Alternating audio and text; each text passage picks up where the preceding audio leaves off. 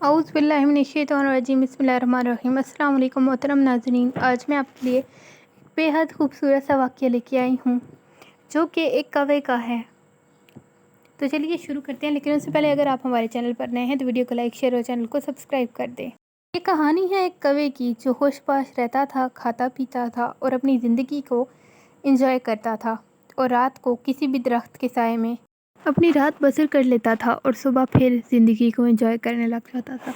یعنی کہ وہ اپنی زندگی کو ہر حال میں ہر طریقے سے خوشی سے انجوائے کر رہا تھا۔ لیکن ایک دن اس نے ایک کبوتر کو دیکھا۔ وہ بڑا حیران ہوا کہ یہ تو اتنا خوبصورت ہے، یقیناً یہ مجھ سے زیادہ خوش ہوگا، اور وہ اداس رہنے لگا کیونکہ وہ کبوتر کی جتنا خوبصورت نہیں تھا۔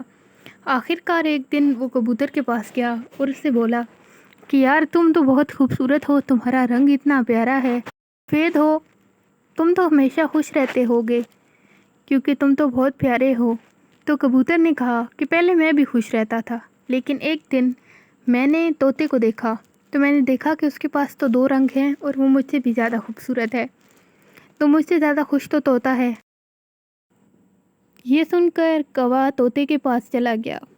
اڑتے اڑتے جب وہ طوطے کے پاس پہنچا تو اس سے کہا کہ تم تو اتنے خوبصورت ہو، تمہارے پاس دو رنگ ہیں اور رنگ برنگے پنکھ بھی ہیں، تم تو اپنی زندگی میں بہت خوش ہوگے۔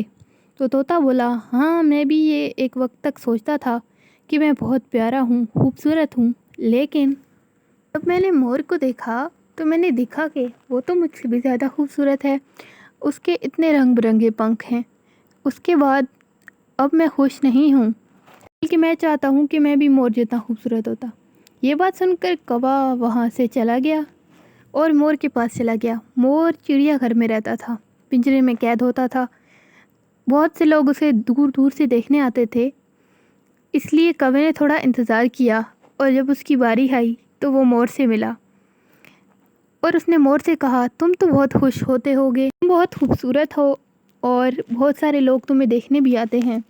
یہ بات سن کر مور بولا کہ میں خوش نہیں ہوں کیونکہ میں ایک جگہ پر قید ہوں، اور میں بھی یہی سوچتا تھا کہ پتہ نہیں کون خوش قسمت ہوگا جو آزاد ہوگا۔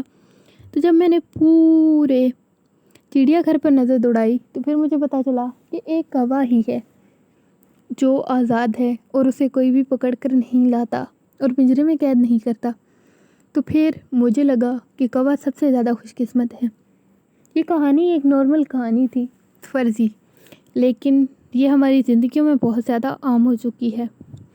ہم میں سے اکثر لوگ، اکثریت، دوسروں کو زندگیوں کو دیکھ کے، ان کے لائف سٹائل کو دیکھ کے ان سے امپریس ہوتے ہیں اور جینا چھوڑ دیتے ہیں۔ ہم یہ سمجھتے ہیں کہ ہماری زندگی تو کوئی زندگی ہی نہیں ہے، لیکن کوشش کریں کہ ہر اپنی زندگی کی مومنٹ کو انجوائے کریں اور خوش رہیں، کیونکہ آج ہم ہیں کل نہیں ہوں گے۔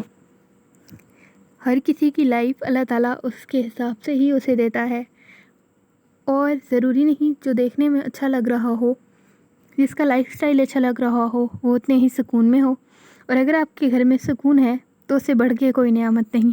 امید ہے آپ کو آج کا ویڈیو اچھا لگا ہوگا۔